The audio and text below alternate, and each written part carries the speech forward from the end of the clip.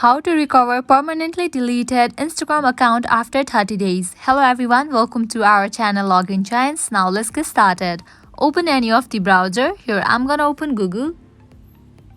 Now over here you can see the search box. Type in instagram.com/support. In this way and search for it. You will be directed to the Instagram Help Center. Now at the top right corner you can find 3 bars. Tap on it. Select the option of manage your account. Now select this very first option, signing up and getting started. Now scroll down. Was this helpful? Tap on the option of no. What went wrong? Select the option of other. Now over here you will need to describe about your problem. You can just explain in the way I have done it. Make sure you enter your username and email address that is linked with your Instagram account. After you do that, you can tap on this option of submit.